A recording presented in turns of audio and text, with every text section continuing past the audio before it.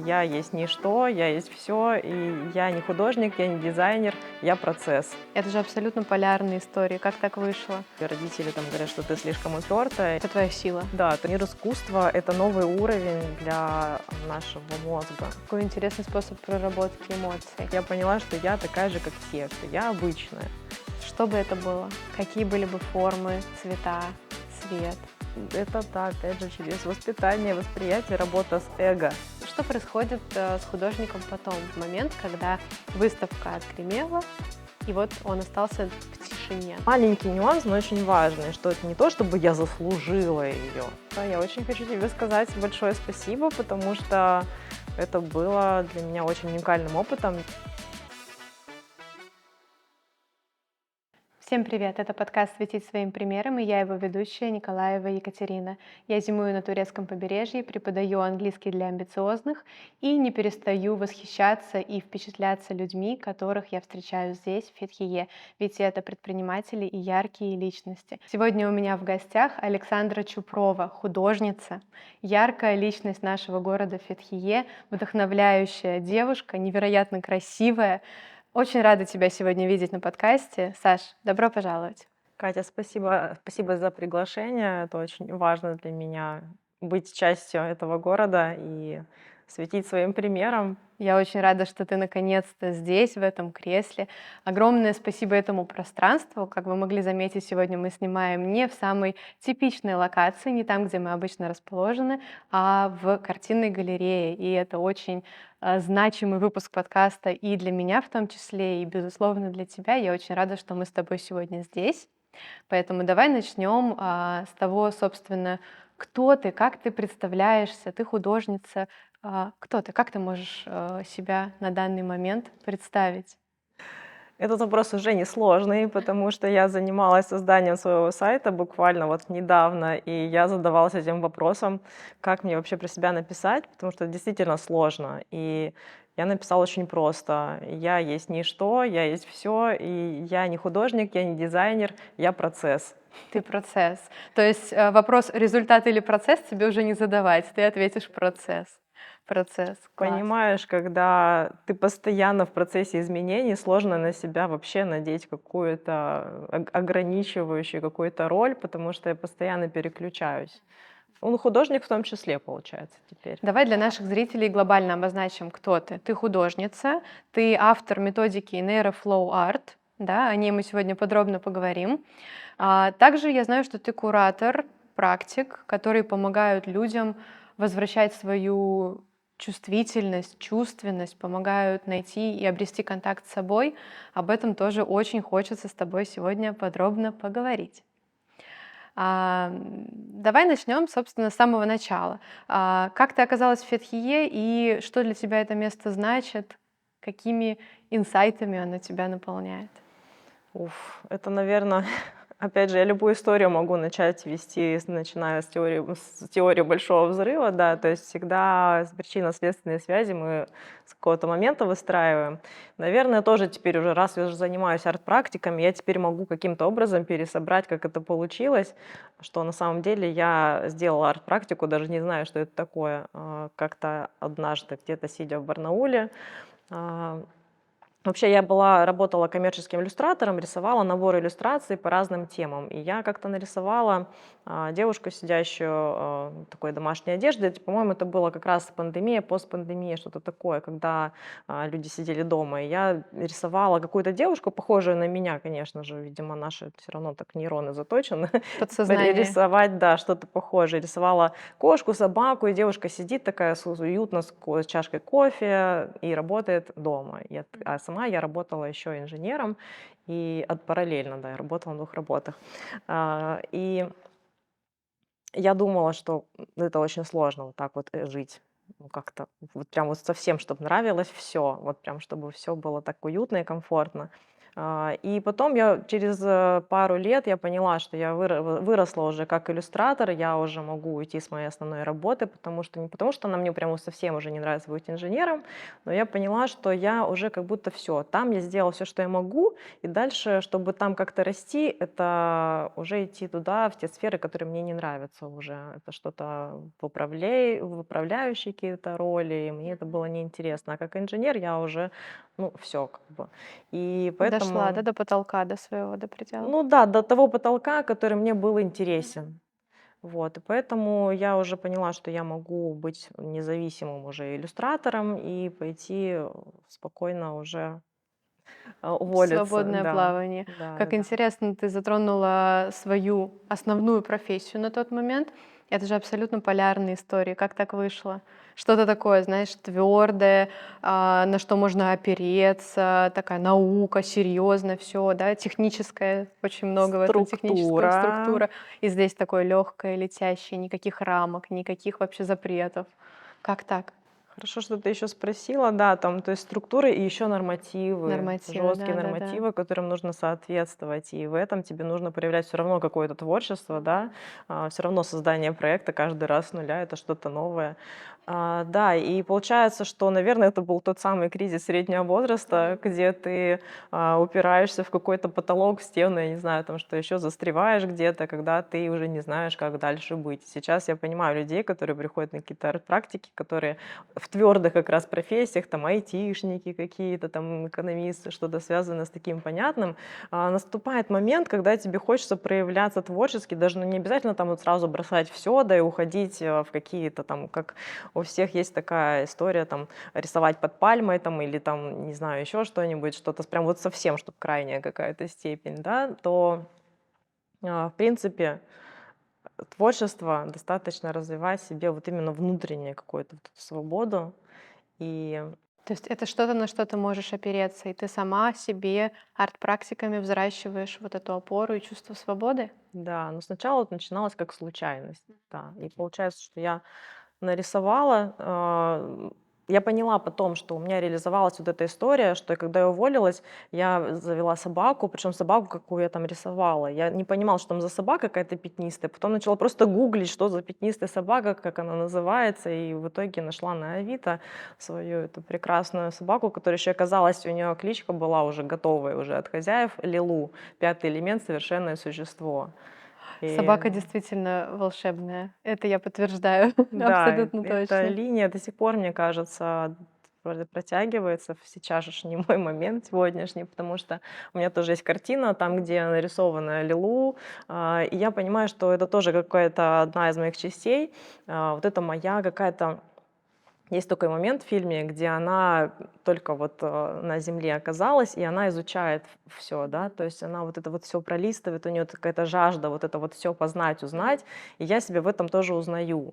То есть я бесконечно пылесошу знания отовсюду, откуда они только ну, приходят, там, при общении с людьми, там, какие-то подкасты, какие-то, понятно, что я не иду в какие-то суперсложные там научные там трактаты, да, но, по крайней мере, постоянно держу там руку на пульсе, где там новости науки, что-нибудь такое. Мне это все очень интересно.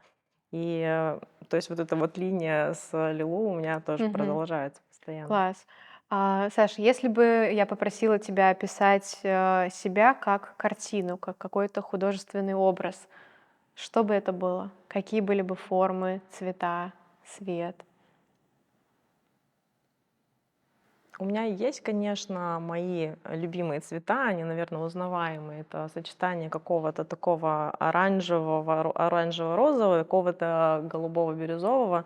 Я выбираю эти цвета как противоположные, и они очень эффектно смотрятся. То есть вообще, в принципе, противоположные цвета, они притягивают взгляд, потому что они в разных частях спектра находятся. И, наверное, я и себя также вижу. То есть наверное, вообще все мои работы и все мои практики — это про то, чтобы приходить к единству, даже если тебе кажется, что что-то противоположное. И самое главное, что психика так иногда срабатывает, что мне, даже мы когда выбирали картину, какую поставить за спиной, да, вот что будет синий кот хорошо смотреться с, даже, я сейчас уже понимаю, с оранжевой юбкой, но у меня сразу психика такая: "Он же негативный". это плохая примета. Нет, потом я, конечно же, просто в моменте, в секунду, конечно же, все понимаю, но вопрос того, что мне к этому пришлось прийти. То есть на самом деле люди очень много себя ограничивают тем, что вот они считают что-то хорошим, а что-то плохим, что-то Черное-белое. позитивным, негативным. И моя задача, наверное, во всех в моих вообще работах у меня всегда идет про какое-то единство, про объединение, про, Сочетать несочетаемое, да, да? про работу со страхами, да-да-да. Здорово, слушай, это звучит очень вдохновляюще и действительно глубоко. Что в тебе было с детства, что стало твоей сильной стороной уже во взрослом возрасте? Так, что во мне было с детства? Я, наверное, опять пойду через негативные моменты, да. Мгм, Это мгм. когда тебе родители там говорят, что ты слишком упертая, и ты понимаешь, что тебе, если ты принимаешь свои негативные качества, которые, это они не негативные, то есть тебе пытались объяснить, что так не надо, а ты Мгм. понимаешь, что они тебя сюда привели. Это твоя сила. Да, то есть ты интегрируешь свои какие-то качества, в реальность, и тебе они очень хорошо помогают. А когда ты это поняла? Была ли какая-то точка, когда ты поняла, что вот это именно оно, и это именно так работает, что это не моя слабость, а это моя сила, что-то трансформирующее? Ну, вот так, чтобы я прям это могла прям так осознать, но это вот как раз, наверное, в мой переходный кризис, там, сколько там лет было мне, около 40, там, 39. Ну, то есть это уже было во взрослом возрасте? Ну да, чтобы я смогла прям как конкретно прям это понять. Раньше, на самом деле, все люди примерно обо всем догадываются, что-то чувствуют, но так, чтобы взять и прогрузить это прям вот в эту осознанность, чтобы понять, вот оно, как вот этот инсайт получить, это в какой-то момент все-таки происходит, я думаю, какой-то конкретный. Поняла, хорошо. А что для тебя чувствительность? Вот ты работаешь с большим количеством людей, проводишь различные арт-практики. Они все про чувствительность, про поиск себя, да, так или иначе, в какой-то мере они затрагивают эту тему. Что для тебя чувствительность? Как ты это понимаешь? У меня вот пришло слово такое синхронизация. Когда вот происходит вот этот момент узнавания себя, в чем то, то есть момент проявления чувства, то есть на самом деле люди все чувствуют прекрасно, но именно восприятие бывает блокировано. То есть если человек говорит: "Я бесчувственный", там, или "Я не понимаю чувства", то, скорее всего, что-то блокирует его вот это вот считывание своего чувства. Поэтому у всех людей они есть. А вот именно какая-то синхронизация со своим ощущением и его проявление именно, ну, в эту в область, ну, если в нейробиологию, да, переходить, то когда у тебя твоя префронтальная кора, то есть вот это неокортекс, он считывает то, что там выдает лимбическая система. То есть это какие-то, ну да, это синхронизация, работа всех своих систем. То есть ты начинаешь понимать, что с тобой происходит. Могут ли арт-практики помочь человеку копнуть глубже, понять себя, познать? Да, конечно, любые арт-практики, они как раз вот про творчество, про свободу. То есть я бы не хотела говорить, что только рисование, только со мной, только нейрофлоу. А на самом деле любой порыв творческий — это очень уже такая исцеляющая история, когда ты себе позволяешь что-то, ну, быть, да, что-то пробовать, самое главное. Вот, поэтому и рисование, и стихи, и танцы, и музыка. И мне, в принципе, когда ты начинаешь заниматься каким-то одним видом творчества, ты открываешь на самом деле уже и другим. Ты начинаешь, Портал в творчество активирован, да, и дальше ты начинаешь уже да, и ходить по самое главное, различным. что вот этот портал творчества активирован, и он начинает, у тебя это творчество начинает проникать в разные сферы. То есть творчество — это про что? Это там от слова творение, да? И ты в любой деятельности начинаешь шире видеть, как-то принимать какие-то более свободные решения и более какие-то ресурсные. Когда ты впервые поняла, что рисование может быть не просто творчеством, а поиском себя, классным инструментом? А, да, это вот было именно как я пришла к практике, которая стала прям как практика, которая сначала на себе вот у меня есть пачка работ. Это вот мое это самоисследование, да. И сейчас я работаю с этим даже как с метафорическими картами, что я это в свое время рисовала, записывала какие-то там инсайты, и сейчас иногда мне вот можно да. Можно, кстати, даже вытянуть какую-то карту, вдруг, То есть это обложки, которые ты рисовала сама, и на обратной стороне твои какие-то инсайты. И это все работает как метафорические карты. То ну, есть это не да. что-то, твое личное, что только ты можешь читать, ты работаешь с Ам, другими людьми с я с помощью ними не этого? работаю, это моя, я думаю, перспективная какая-то история, но просто кто пробовал уже, у них получается себя в этом тоже как-то Хорошо. увидеть свой. Я могу попробовать? Можешь. Девочка в наушниках, точно как у меня. AirPod Max. Точно такие же. А здесь нет послания. Вот бывает такое, да. Да, все открыто. На самом деле есть несколько таких карт, где нет послания, и тебе попалось тоже что-то. Класс. Кстати, да, с чего началось. На самом деле мне просто подарили блокнот. Я нарисовала на обложке какую-то, решила картинку нарисовать, чтобы он не был просто белым. И смешались цвета, и я рисовала сердце какое-то, и там смешались цвета, и получилось какое-то пятно, похожее на плесень. Я расстроилась, ну что в смысле, какое-то сердце с плесенью опять. Ну, сработала моя защитная вот это вот защитный механизм, и я потом подумала, так, с чего я решила, что это плесень, с чего я решила, что это плохо. То есть я начала раскручивать, почему мы так многие вещи какие-то м, как негативные Видим в рассматриваем. негативном Да, ключе или да, да, что-то да, обесцениваем, да? да. То есть первая реакция у мозга именно увести в негатив. И чтобы остаться, не только чтобы остаться на позитиве, а чтобы остаться хотя бы вот в этой нейтрали, балансе, да, нужно приложить усилия. А проще не прикладывать усилия и плыть по течению. Слушай, здорово. Наверняка, как у любого творческого человека, вдохновение есть не всегда. Давай поговорим про вдохновение. Что тебя вдохновляет? Кем или чем? Или и кем и чем ты вдохновляешься? И что для тебя дается сложнее? Вдохновлять самой или вдохновляться? Вот такой сложный вопрос. У меня какой-то очень простой ответ родился насчет вдохновения, что как будто важность вдохновения слишком переоценивают. Вот, потому что мне сейчас сложно даже об этом говорить. Меня вдохновляет сама жизнь. То есть я вообще, в принципе, в восторге от всего, с чем мне приходится сейчас встречаться, сталкиваться. Потому что после того, как я нарисовала это плесневелое сердце, я написала ниже воспитание, восприятие. То есть все, что, с чем я сталкиваюсь, если у меня вдруг какой-то есть там отклик негативный, я всегда думаю, что это я вообще, про что это сейчас. Но это не то, чтобы я веду такие долгие внутренние разговоры, но как будто я уже в моменте стала переключаться. Мне уже не нужно там сильно в себя там погружаться, чтобы. И вдохновение для меня, например, я просто, мне кажется, каждую минуту, каждую секунду нахожусь в этом состоянии вдохновения. И вдохновлять, наверное, для меня тоже это не какая-то отдельная история, что мне нужно что-то сделать, чтобы вдохновить. Как будто достаточно просто быть, и люди об тебя каким-то образом заряжаются. Мгм. То Вот. есть тебе достаточно просто вдохновлять.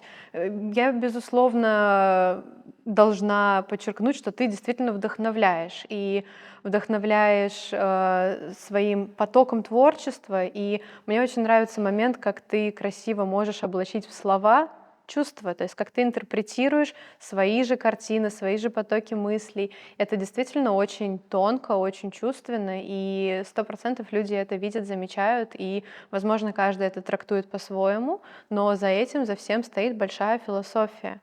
Как ты к этому пришла?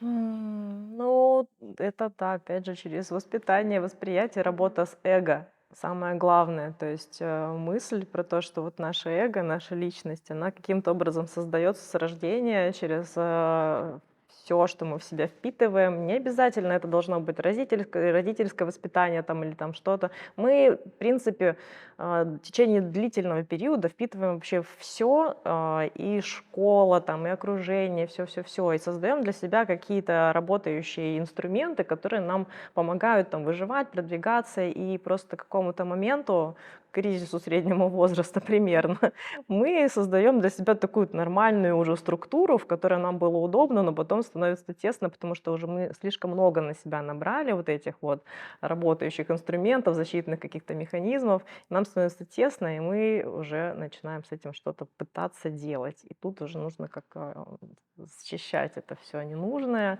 избавляться от иррациональных страхов, которые уже и сейчас не работают, они уже и теряют актуальность в этой жизни, что все меняется. То есть такая психотерапия и способ познания себя, докопаться до сути, до истины через творчество, через практики, да? Да, да. Но вот хочется еще раз обратить внимание, что через творчество я не сижу очень долго, не копаюсь, как будто это все приходит достаточно быстро.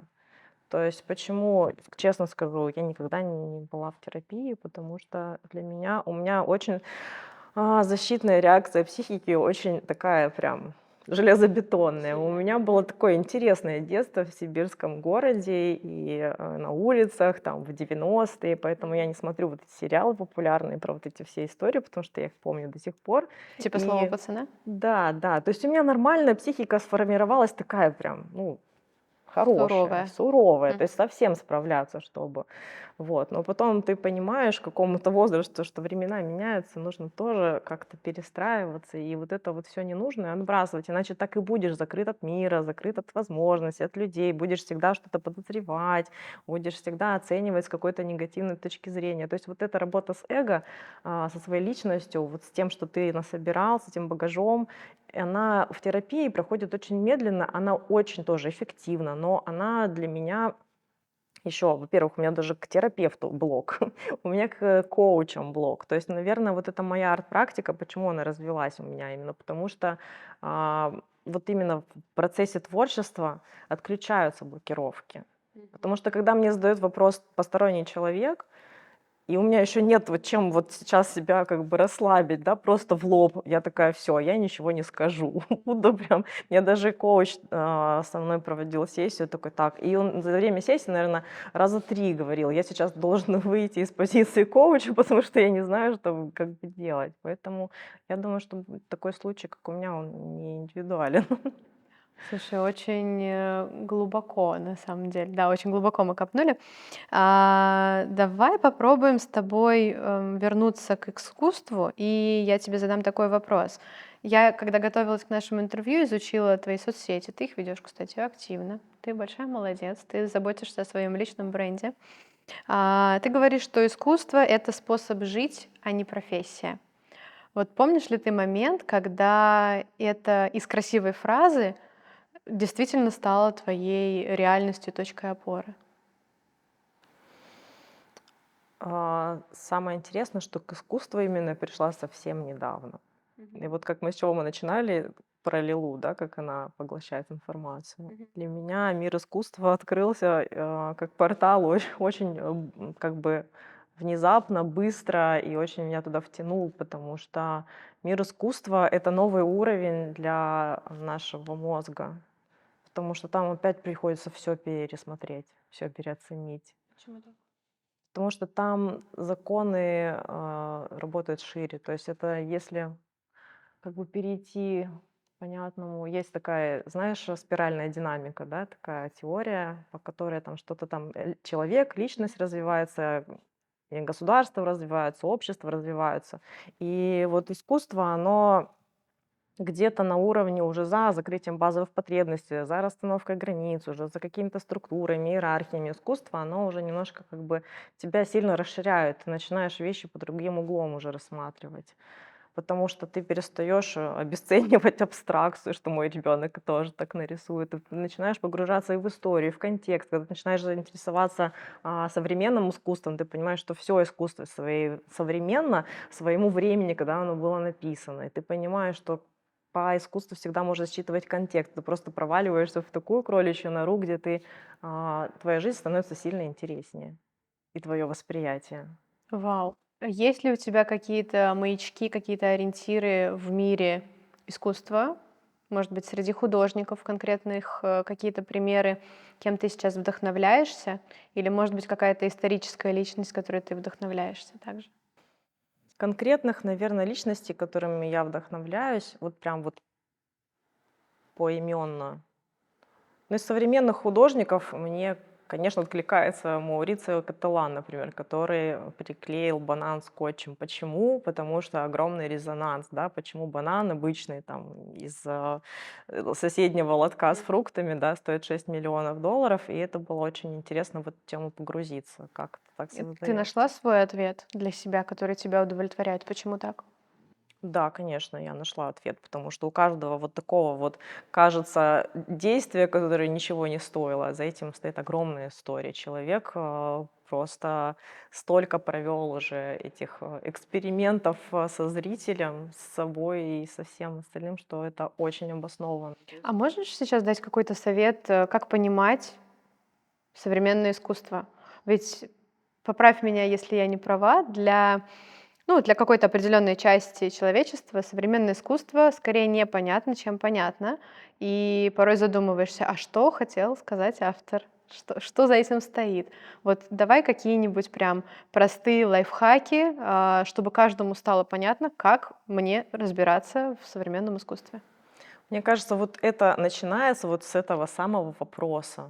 Просто этот вопрос себе задать и просто пойти с ним прям хоть куда, хоть в Google, хоть в YouTube, хоть в Instagram. Мне кажется, вообще с любым вопросом разбираться, это просто задать этот вопрос. И начинает сразу отовсюду прилетать ответы. Ты начинаешь просто, они не прилетают, то есть это не какая-то эзотерика, то есть задавая себе вопрос, даже твой мозг начинает просто уже цепляться за то, что уже всегда вокруг тебя было, но ты этого не замечал, потому что у тебя фокус был на другом. Как ты только вот этот фокус для себя новый открываешь, для тебя какой-то новый мир открывается, в том числе и с современным искусством. Это если ты, не замечаешь, на дороге машин, это не значит, что их нет. Потом ты ставишь себе установку "красный Мерседес", и ты видишь везде красные Мерседесы, Да, да? так же, как я в Турции, Мгм. везде вижу машину, это Renault 12 Taurus, которая у меня на многих картинах изображена, тоже целый культурный код, и пока их не начала там рисовать, я их не видела, то есть сейчас я просто Ага. понимаю, что каждая вторая это Taurus.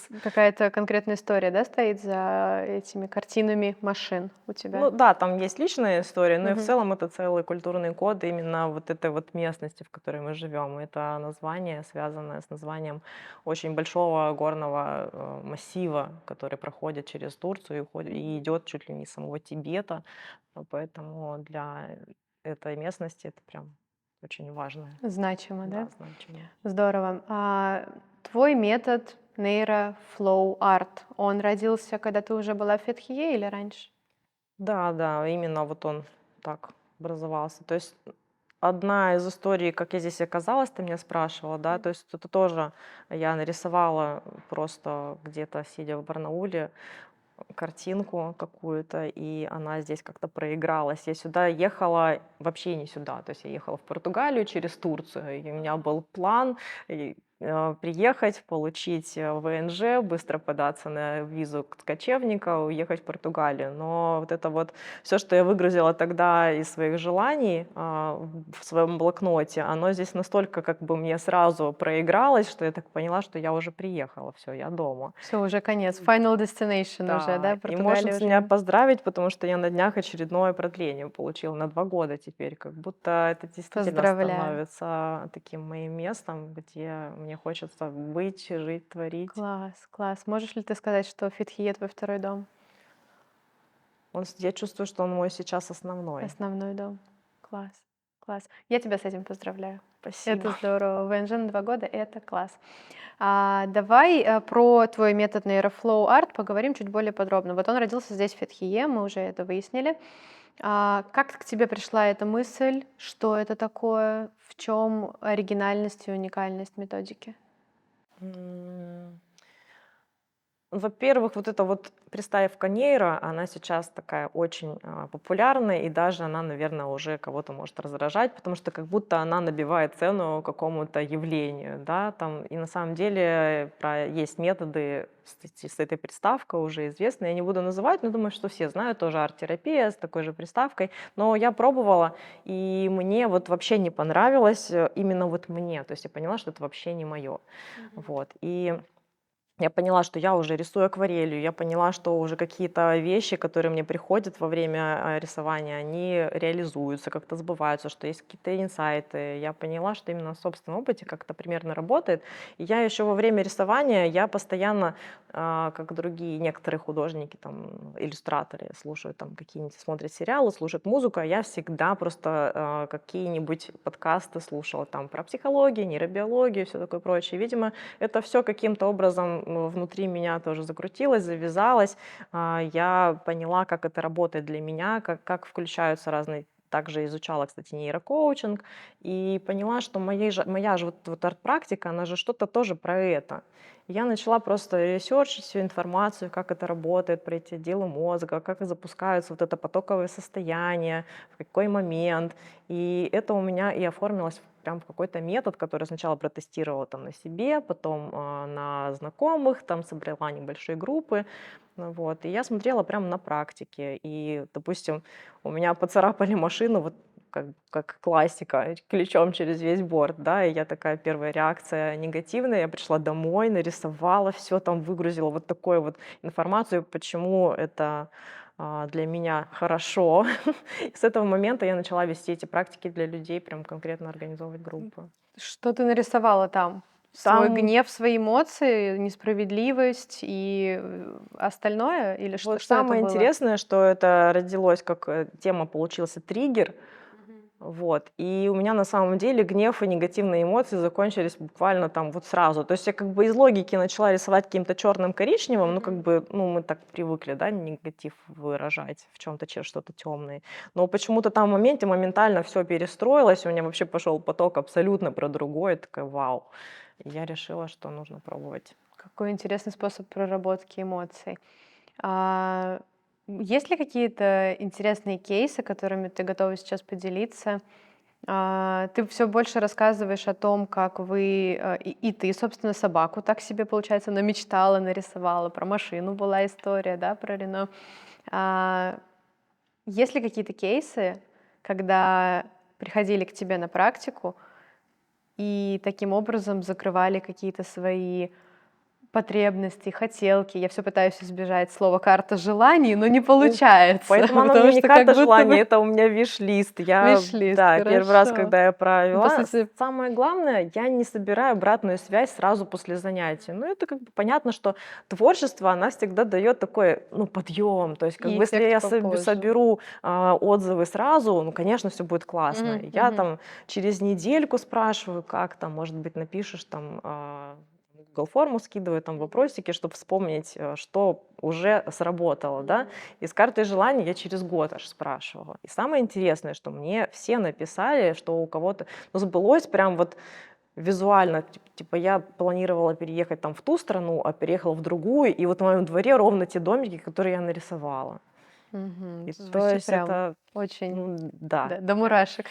да, этим мне и нравится. Но с другой стороны, это выглядит как магия, но ты понимаешь, как это работает все равно на уровне наших обычных Ну, механизмов. как будто бы это больше про выгрузку из головы твоих истинных желаний каких-то, и ты уже не бежишь в Pinterest скачивать первую попавшуюся картинку своей мечты, а ты рисуешь ее в деталях, соответственно, ты больше внимания этому уделяешь, ты продумываешь все в малейших мелочах, как оно будет, и когда ты получаешь это в реальности, ты получаешь либо, ну, условно, точь-в-точь такое же, либо, может быть, даже и лучше, либо ты понимаешь, что ты где-то в мечтах был очень близок к тому, что ты сейчас имеешь, и, возможно, просто где-то, ну, оставляем для баланса, да, какое-то пространство. То есть там в твоем случае не Португалия, а Фетхие, наверное, да. То, о чем ты Да. мечтала, вот Но оно сбылись сбылось в лучшем. пунктики очень важные, то есть вот эти атмосферные, которые Мгм, были мгм. заложены, которые супер важнее, чем логика. Ну, то есть, скорее всего, люди, наверное, вот я просто сейчас мечтаю, фантазирую, они, наверное, думают о своих чувствах, как они будут себя чувствовать в тот момент, когда их что-то будет окружать. И, по сути, уже не так становится важно там конкретный меридиан, конкретная локация, да, когда ты чувствуешь себя так, как ты хотел. То есть ты условно загадываешь себе свое самоощущение при при каком-то контексте, при каких-то конкретных обстоятельствах. Да, это что-то про именно про чувства, про какие-то подъем энергии, про какое-то удовольствие в процессе, потому что когда ты в творчестве находишься, то есть то, что ты хочешь, и какие-то там действия уже себе, может быть, прописываешь, ты уже находишь положительное подкрепление в момент практики.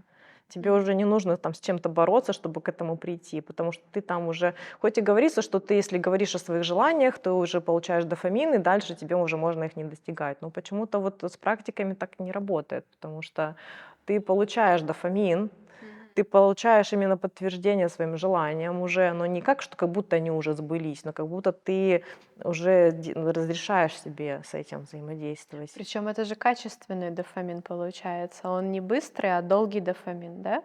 Ну, не хотелось бы стигматизировать, да, то есть дофамин быстрый, медленный и долгий, потому что тут тоже можно надолго уйти Мгм, куда-то, да, мгм. потому что дофамин в любом случае играет большую роль, и быстрый, и медленный он нам нужен для нашего эволюционном развития, играет большую роль в плане обучения, что мы, получая или не получая дофамин, мы понимаем, что берем мы, вот с чем мы сейчас столкнулись себе там, либо не берем, допустим, делаем и продолжаем так делать или не продолжаем. И, наверное, вот с этой точки зрения арт-практика работает, что когда мы получили дофамин, думая об этом, то мы, значит, и продолжаем в этом направлении двигаться, и уже синхронизируемся потом в жизни, когда мы сталкиваемся с чем-то, что вот именно нашему желанию соответствует, мы просто у нас идет вот этот момент узнавания, считывания. А что человек получает, если он начинает рисовать не ради результата, а ради состояния? То есть как один из пунктов мы уже осветили, что он получает дофамин. Что еще он получает?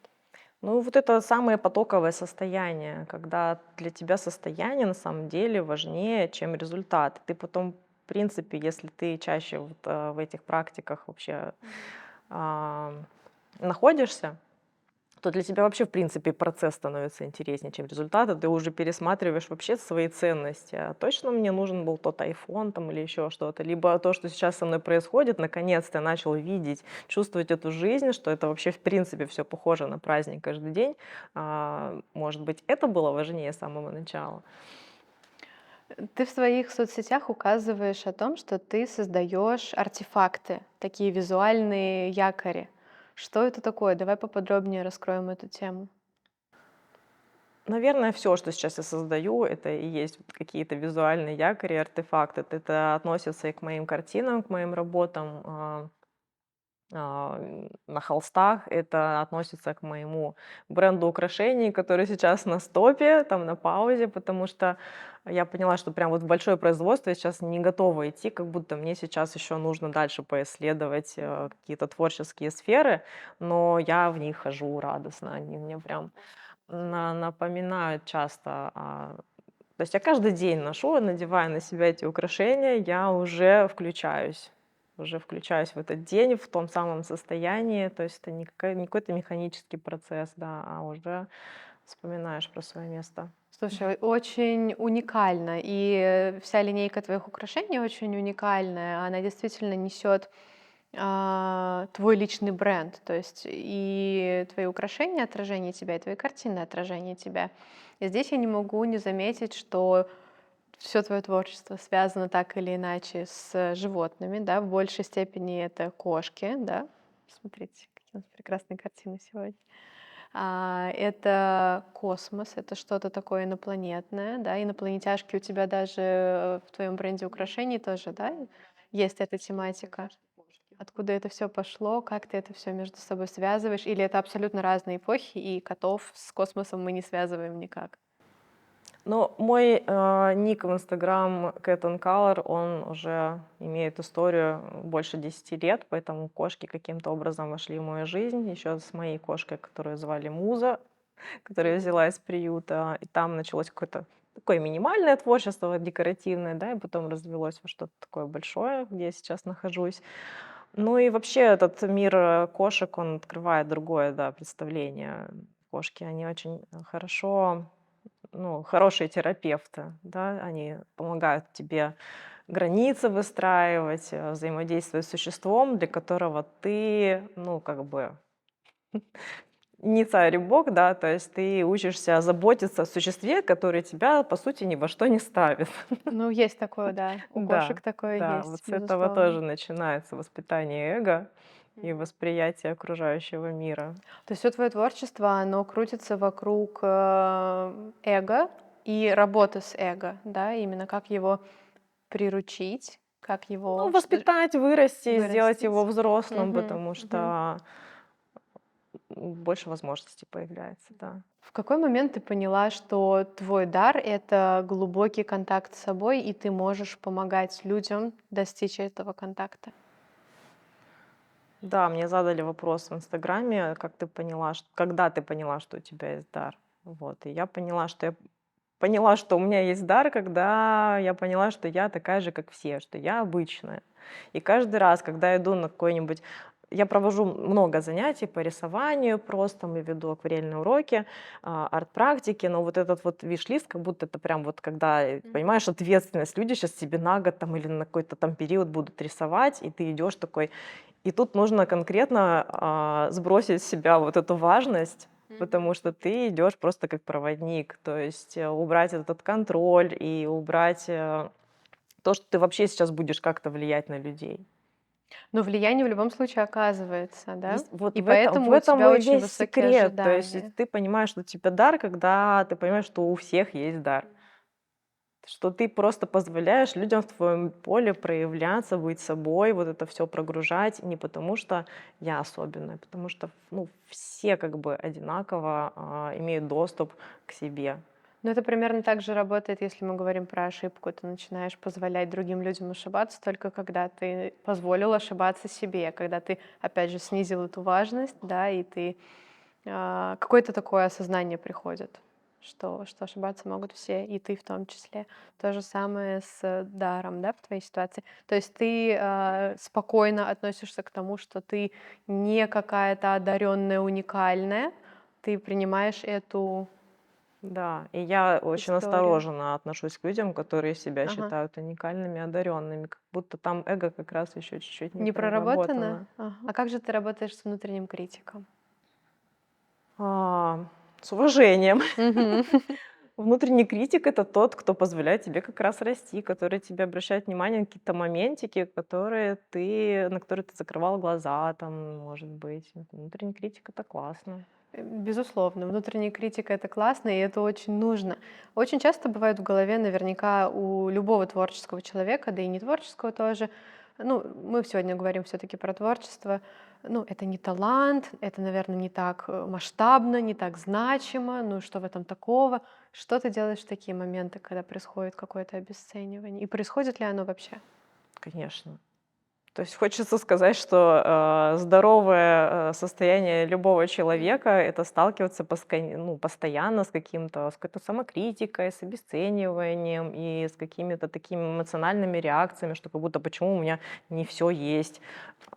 Ну, вот это такая история, которая позволяет нам как-то двигаться, играть вообще в эту игру под названием жизнь. Потому что если вот ты там, если я все, почему у меня всего нет, ну, потому что ты здесь за этим, иначе фильм закончится. Саша, что для тебя значит по-настоящему жить? По-настоящему жить. Сейчас уже сложно сказать, как будто я уже настолько по-настоящему живу, я как будто уже не помню, как жила не по-настоящему. Наверное, надо немножко отмотать, чтобы от обратного пойти. Уже сложно, правда. Слушай, это очень здорово. Наверное, это говорит про какой-то твой определенный уровень проработанности и осознанности, что ты каждый свой день можешь так масштабно для себя самой уверенно и с кайфом прожить, что ты не помнишь, как может быть иначе. Наверное, да, у С меня чем как ты раз это связываешь? отключилось вот это вот. Что тебе помогает проживать яркую, насыщенную, интересную жизнь? Ну, вот это каждый день просыпаться с решением прожить этот день просто, и всё. А какую миссию ты несешь? Миссия, наверное, светить своим примером. Поэтому ты здесь, поэтому ты здесь. Я очень рада, что мы с тобой сегодня увиделись и поговорили о твоем искусстве. Ты действительно делаешь очень большое, значимое, важное дело. И еще один вопрос, который мне очень хочется тебе задать. У тебя недавно была большая выставка, да? У тебя вместе с еще одной художницей. Пожалуйста, расскажи, как это было, как ты к этому готовилась, как все прошло и что было после. Были ли вот эти вот качели, знаешь, когда типа я на пике, все классно, и что происходит с художником потом, в момент, когда выставка отгремела, и вот он остался в тишине, наедине со своими мыслями? Это очень интересный вопрос, потому что это опять история про дофамин. Потому что я здесь прям увидела его вот это вот график такой очень явный, потому что выставка это не то, что было реально задумано вроде бы как в моменте, так как я могу сказать, что это было настолько предсказуемо и настолько же неожиданно. То есть этого вообще не было в планах, но как будто я все делала для того, чтобы и уже с осознаванием, что выставка будет. То есть я всем говорила, я готовлюсь к выставке. Все уверены были, что я к ней готовлюсь, хотя у меня не было никаких оснований вообще так говорить. Но когда ты в этом уверен, ты потом приходишь и говоришь, вот, можно провести выставку, и с тобой соглашаются, потому что, ну, уже все основания для этого ты уже создал. Вот, поэтому это произошло очень быстро, очень внезапно. Какой И необычный подход. То есть ты себя убедила в этом, да? Ты убедила, что будет выставка, пока это даже уже не убеждение. извне это никак не проявлялось. Да, то есть извне мне говорили, ну, отшучивались там или Мгм. что-то такое. Я понимала, что здесь выставку провести невозможно. Это в этой галерее выставляются только турецкие художники. Вот. Но вот в моменте у меня было, видимо, столько решимости, что и это было нужно понять, тут прям вот такой маленький нюанс, но очень важный, что это не то, чтобы я заслужила ее. Мгм. Тут была действительно просто внутренняя уверенность. А расскажи, чем это место вообще для тебя значит? Что это за место вообще? Что за картинная галерея? О, это место, оно тоже чудесное. Это здание бывшей католической церкви. Да, это был прям такой храм, где землетрясение очень мощно обрушился вот этот купол, и потом, я так понимаю, что несколько лет назад всего лишь его восстановили именно. Здесь был кинотеатр какое-то время, но потом именно как галерея это стало работать не так давно. Мгм. И Но место действительно фантастическое. да, и здесь просто хозяин, он настолько увлечен тоже вообще жизнью, я бы даже Мгм. сказала, потому Мгм. что я даже не могу сказать, увлечен искусством, понятно, что он коллекционер, там, он меценат, но просто глядя на него, ты просто понимаешь, что он просто увлечен жизнью, и вот это искусство, оно просто как Оно одно из... проявляется во всем Да, здесь, да, в да, то каждом есть... закуточке. Очень Да, здорово. умение наслаждаться жизнью, чувствовать красоту, пропускать через себя все эти процессы, возможности общаться с людьми на равных. Это прям очень сильно заряжает. Вдохновляет ли тебя, общение с такими людьми? Да, конечно, очень вдохновляет. И мне кажется, в поле ты меняешься. Ты становишься тоже более изобильным, тоже ты как бы тренируешь свои зеркальные нейроны, просто на уровне поведения даже себя как-то по-другому начинаешь вести. Класс. А какой бы ты совет дала нашим слушателям, как приблизиться к искусству, с чего начать этот путь, если, например, человек, допустим, далек от искусства? С чего начать? Ну, начинается всегда с интереса, просто с обычного любопытства. У меня со слов «интересно, а как это?» начиналось примерно все. Или «а Да, у что меня тоже. если?» Вот задавай себе такие детские вопросы и Мгм. смотреть, что начинает происходить. То есть, когда ты бережешь своего внутреннего ребенка, кормишь его искусством, тешишь его, да, и позволяешь ему задавать вопросы, а что если, позволяешь ему удовлетворить вот это любопытство, то это, наверное, говорит об определенном уровне свободы. Да, еще хочется еще вернуться, да, к современному искусству. В чем его именно суть вот этих вот популярностей именно каких-то странных иногда произведений. И ты потом, когда начинаешь в этом разбираться, ты понимаешь, что каждый раз какой-то вот автор, который создал что-то, что набрало такой огромный отклик, он поступал как ребенок, как экспериментатор. Это был всегда какой-то элемент игры. И эта игра, она откликается в других людях, потому что не все умеют играть, не все взрослые умеют играть, но они откликаются на то, когда видят, что кто-то умеет, и они заражаются, что ли, этим пытаются, хотят быть причастным. Интересно, как это работает? Ну, то же самое, что тот же самый банан, приклеенный скотчем, да, то есть все же думают, ну я же тоже так мог, но не сделал. И вообще, в принципе, создать, эту историю. То есть кто-то там поставил кроссовок в галерее, просто снял там с ноги, поставил кроссовок и тоже запустил какой-то процесс. Это был элемент игры. И вот, вспоминать в себе ребенка, не пытаться, просчитать ходы, как тебе, как на это посмотрят. Больше А если из свободы. этого ничего не выйдет, а выйдет ли из этого что-то? Именно просто пробовать, экспериментировать, играть, наблюдать. Это вот как раз про позицию наблюдателя. Класс. То есть, друзья, экспериментируйте, Давайте больше свободы себе и людям вокруг. Обязательно подписывайтесь на наш канал, ставьте лайки. Если вам интересна тема, о которой мы сегодня говорим, обязательно поделитесь выпуском со своими друзьями. Саш, хотелось бы закончить сегодняшний подкаст с тобой блиц-опросом. Буду задавать вопросы быстро. Твоя задача, не раздумывая, отвечать или. Попробуем? Обожаю такое. Хорошо. Свет или цвет? Вместе. Или. Цвет. Свет, почему? Потому что без света не увидишь цвет. У тебя очень теплые отношения со светом. Опять же, изучая все твои соцсети, я заметила, что ты очень особенное внимание всегда уделяешь именно свету. Это так? Но свет это то, что тебе вообще в принципе проявляет вообще все, что ты видишь. Пока если нет света, ты ничего не видишь. Свет — это то, что проявляет твою тень, Да, в том туда числе, можно да. как раз посветить. Да-да-да. Поток или структура? Поток. Поток. Тишина или музыка? Тишина. Ты, кстати, когда свои картины создаешь, ты это делаешь в тишине? Да, я раньше слушала музыку, мне она была интересна. С тех пор, как я рисую, я потеряла интерес к фоновой музыке. Я люблю Мгм. музыку, но она теперь как отдельный вид важный. Творчество, Да, да. да. Искусство. Бумага или холст? Бумага. Какие-то будут ремарки тут? Очень интересно. Я думаю, Почему? что вот этот этап с холстами будет продолжаться, но как будто мне хочется именно свой акварель, кроме как занятий по рисованию, каких-то арт-практик, пойти еще в искусство на хлопковой бумаге. Я ее очень сильно люблю. Мгм. Дофамин или окситоцин? Пусть будет дофамин. Искусство как процесс или как результат? Процесс. Ты человек процесса, для тебя действительно очень важно быть вот в этом потоке, чувствовать, да?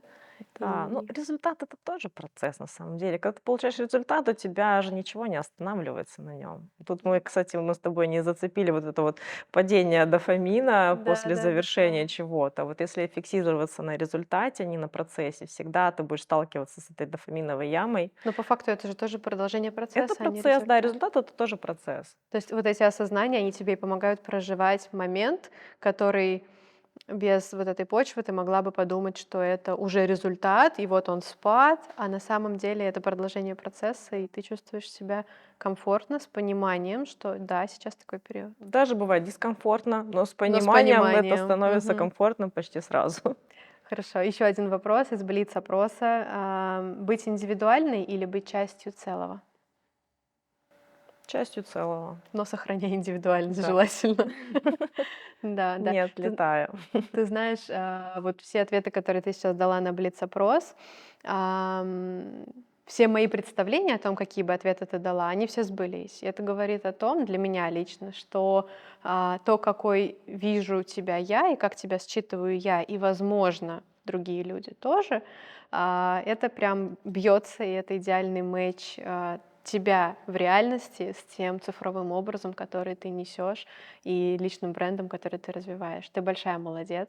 Обязательно продолжай светить своим примером. Это была Александра Чупрова, супер классный и интересный художник и автор метода NeuroFlow Фетхие. Подписывайтесь на мой канал, подписывайтесь на соцсети Саши и оставайтесь со мной на канале, чтобы увидеть самые свежие выпуски подкаста «Светить своим примером». А я должна что-то сказать же тоже? Если Да, хочешь, да, я очень конечно. хочу тебе Да. сказать большое спасибо, потому что это было для меня очень уникальным опытом. Я уже участвовала в подкастах, но именно видео в первый раз, и с тобой было очень комфортно. И твои вопросы, они всегда были куда-то и в глубину, и про меня, и мне было прям очень приятно на них отвечать, как будто не нужно было умничать. Это все Спасибо было в большое. потоке. Спасибо. Спасибо Это тебе. очень важно. Спасибо тебе за такие теплые слова.